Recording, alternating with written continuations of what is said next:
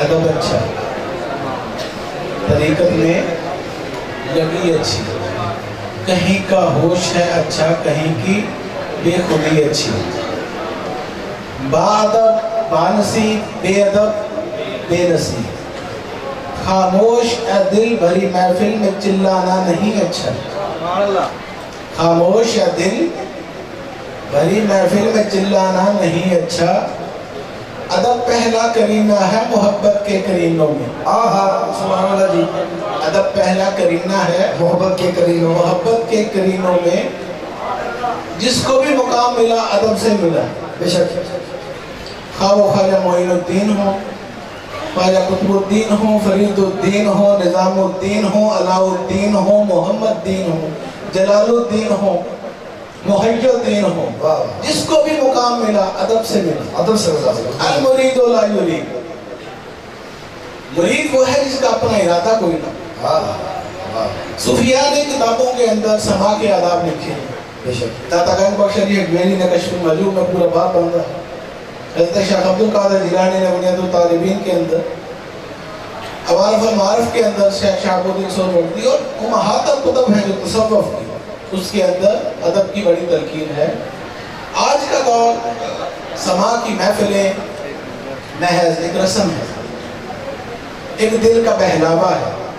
پہلے زمانے میں اولیاء کی منزلیں طے ہوتی تھی، کہتے ہیں نا الصلاۃ معراج المومنین، تو السماء معراج العاشقین، سما عاشقوں کی معراج ہوا کرتی تھی، جی جی، اب کی بات نہیں ہو رہی۔ علامہ اقبال فرماتے ہیں 300 سال سے ہیں ہند کے میخانے بند، تو اب ضرورت ہے کہ وہ فیض عام ہو۔ اس کا ایک اصول ہوتا تھا جو خواجہ نے چشت نے کتابوں میں لکھا ہے، نمبر 1، محفل کے اندر کوئی بے وضو نہ ہو۔ یہ چونکہ ایک موقع غنیمت جان کر میں نے کہا میں آپ کی کوشش گزار کر دوں، نیک کام میں دیر نہیں کرنی چاہیے، اچھی بات کسی ایک کے بھی سمجھ میں آ گئی کہ بات کرنے کا مقصد بلا ہوں۔ نمبر 1، بے وضو کوئی نہ ہو۔ نمبر 2، کسی کا سر ننگا نہیں ہونا چاہیے، یہ میں بارہا گزارش کر چکا ہوں پچھلی دفعہ بھی، سر ننگا نہیں ہونا چاہیے، سننے والوں کا بھی اور سنانے والوں کا بھی۔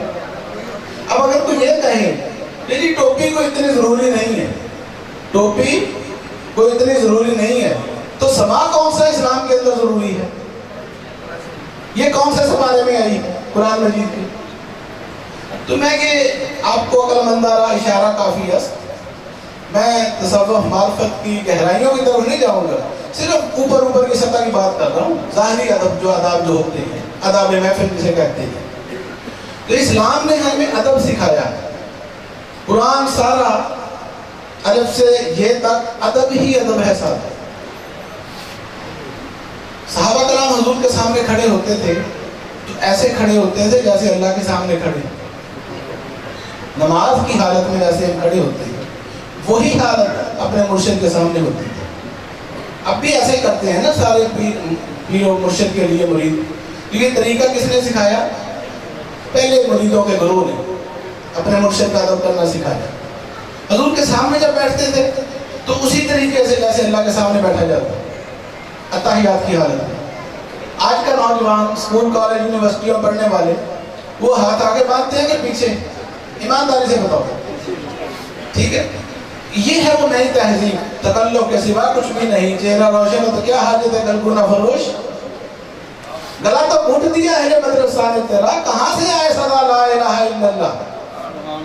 علامہ فرماتے ہیں نہ چھوٹے مجھ سے لندن میں بھی آداب سحر خیزی، مجھے لندن اور انگلستان کی فضائیں بھی جو ہیں وہ متاثر نہیں کر سکی کہ وہاں کی گریہزاری، راتوں کو اٹھنا، تہجد پڑھنا، نمازوں کی پابندی اور مشرقیت کو قائم رکھنا۔ انہیں نفرت تھی مغربی لباس سے، جو ہائی کورٹ سے آیا کرتے تھے تو سب سے پہلے پینٹ کو ٹائی اٹھا کے پھینک دیتے تھے اور علی بخش کو کہتے تھے وہ میری تہمند اور کرتا لے آؤ۔ کیوں؟ آپ فرماتے ہیں اپنی ملت پر قیاس اقوام مغرب سے نہ کر، اپنی ملت پر قیاس اقوام مغرب سے نہ کر، خاص ہے ترکیب میں قوم رسول ہاشمی، ہمارا اپنا کلچر ہے، ہماری تہذیب ہے، ہمیں کچھ بھی کسی سے سیکھنے کی ضرورت نہیں ہے، 1400 سال کی تاریخ ہمارے پاس ہے. ہمارے اکابرین بزرگان دین ہمارے اسلاف ہمیں سب کچھ سکھا گئے ہیں, بتا گئے ہیں. کوئی سوال ایسا نہیں جس کا جواب نہ دے گئے ہو. اچھا ایک تو یہ ہوتا تھا کہ سر ننگا نہ ہو, پہلے بے وضو کوئی نہ ہو, سر ننگا نہ ہو, بے شرع کوئی نہ بیٹھا ہو محفل میں, باعمل لوگ بیٹھے ہوں سارے. اور پھر ایک شرط یہ ہوتی تھی صاحب حال درویش ہوں سارے, جو باطن کی کیفیات و واردات سے واقف ہوں, وہ وارد الوجود ہوں.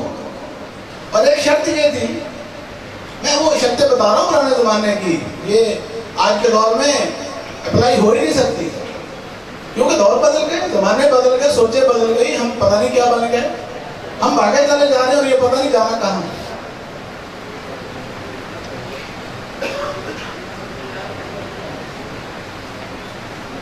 ہاں 2 رکعت نماز نفل تحیت السماع یہ بھی ادا کرنے پڑتے تھے, 2 نفل پڑھا کرتے تھے, کیونکہ یہ عاشقوں کی معراج ہے. اور قطب الدین بختیار کاکی کون ہے؟ کون؟ بابا فرید الدین گنج شکر کے پیر و مرشد. ان کا وصال ہی قوالی میں ہو گیا. 3 دن بجت کی حالت تاری رہی, پشتگان خنجر تسلیم رہا, ہر زمان زلیب جاننے دیگر است. یہ شعر ان کے مزار پر بھی پڑھنا منع ہے. ایک دفعہ قوالی ہو رہی تھی نا, تو خواجہ قطب پاک کا جسم قبر سے باہر آنا شروع ہو گیا. خواجہ نظام الدین محبوب الہی نے قوالی بند کروا دی اور فرمایا, لکھ کر لگا دیا کہ یہ شعر قیامت تک کے لیے یہاں کوئی نہ پڑھے. یہ باتیں ہیں عاشقوں کی. ہم تو انجوائمنٹ کے لیے آئے ہیں, کل صبح ہوگی رات گئی, بات گئی, بات ختم. کیا خیال ہے؟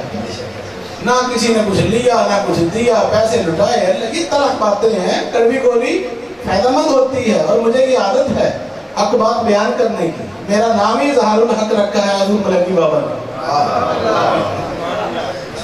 تو صرف اشاروں کے اندر میں بات کر رہا ہوں کہ ادب کا خیال رکھنا ضروری ہے. ہم جب اللہ کے سامنے جاتے ہیں تو ٹوپیاں سر پہ رکھ لیتے ہیں. یہ بارگاہ کس کی ہے؟ مولانا فرماتے ہیں کہ خادم نشین با خدا, وہ نشین در حضور اولیاء. کوئی اللہ کی بارگاہ بیٹھنا چاہے تو اولیاء کے پاس بیٹھے, سمجھے میں اللہ کے پاس بیٹھا ہوں. تو اللہ مسجد میں ہے, ہر تھا وہ ٹھیکہ نہیں مسجد کا. گل ہے اصل ہماری نیت. تو تے چکدا دل تیرا نہیں چکدا, ڈب جانے یا کم تیرا نہیں مکدا. تو بات یہی ہے, نہ مسجد دی نہ مندر دی, ایک کھیڑ ہے تیرے اندر دی. کر صحبت مست کلندر دی, بندے میں مولا دیکھی تھا. تو ادب ضروری ہے. آپ کو دیکھ کر لوگوں نے سیکھنا ہے.